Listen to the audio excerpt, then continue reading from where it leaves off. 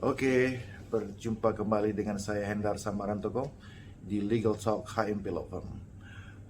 Banyak pertanyaan kepada saya yang disampaikan melalui DM di Instagram dan juga inbox di Facebook terkait dengan kasus binary option ini, tentang status daripada uang sitaan dan harta benda yang saat ini sudah disita dari para afiliator, yaitu Indra Kents dan Doni Salmanan. Apakah eh, aset dan uang tersebut akan disita kepada negara oleh negara nantinya, ya, ataukah akan dikembalikan ke siapa? Ke korban atau ke siapa? Kita bahas.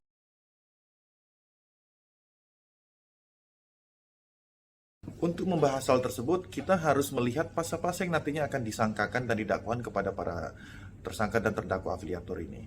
Nah, merujuk informasi yang kami dapatkan, ada pasal penipuan, yaitu pasal 378 junto 55 KUHP yang disangkakan, pasal judi online, itu pasal 45 ayat 2 junto 27, dan pasal 45 ayat 1 junto pasal 28 Undang-Undang ITE, dan pasal TPPU yang akan disangkakan kepada terdakwa.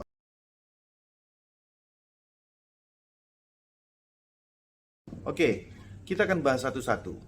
Apabila pasal 378 junto 55, yaitu pasal penipuan dan turut serta melakukan tindak pidana penipuan yang disangkakan nantinya dan terbukti di pengadilan, merujuk kepada jurisprudensi atau putusan terdahulu yang ada, biasanya aset dan kerugian itu akan dikembalikan kepada korban.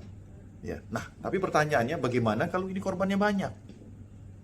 Apakah itu dikembalikan kepada korban, dan korban yang mana, dan bagaimana mekanisme pengembaliannya? Merujuk kepada kasus first travel, ya, itu seluruh aset dirampas oleh negara, walaupun sebenarnya di satu sisi sudah ada putusan pilotnya yang sebenarnya bisa digunakan oleh pengadilan dan kurator untuk melakukan mekanisme pengembalian kerugian dari para kreditur, dalam hal ini para jemaah, tapi tidak dilakukan oleh pengadilan pidana dalam hal ini. Nah, bagaimana dengan kasus ini?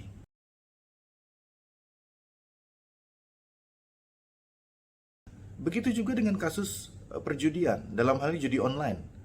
Itu di putusan-putusan yang ada sebelumnya, seluruh barang bukti dalam hal ini, kalau ada aset, ada uang, segala macam, itu akan disita oleh negara.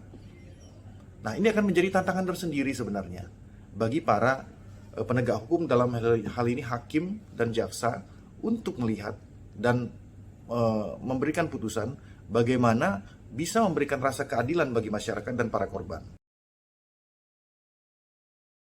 Putusan ini nantinya dapat mengambil ruh-ruh yang ada dalam prinsip-prinsip restoratif justice yang bertitik tolak pada pemulihan hak-hak korban atas tindak pidana dengan dasar hukum pasal 98 KUHP, dan juga azas yang ada dalam quid ius sine justitia, yang berarti apalah artinya hukum tanpa keadilan.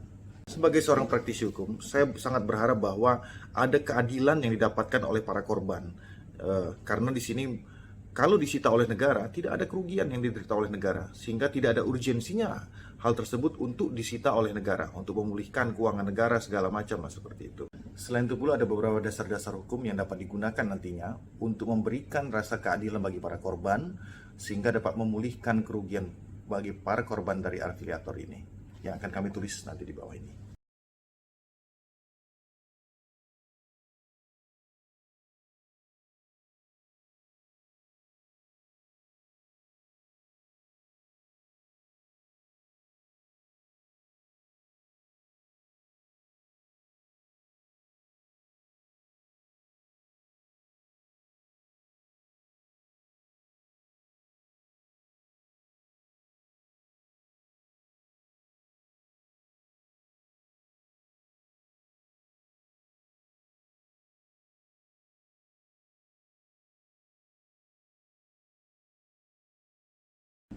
Nah, perkara ini dapat menjadikan pelajaran bagi kita semua, di mana para afiliator dapat mendapatkan keadilan dari proses hukum yang akan dijalankannya, apalagi korban juga akan mendapatkan keadilan atas kerugian yang telah dideritanya selama ini.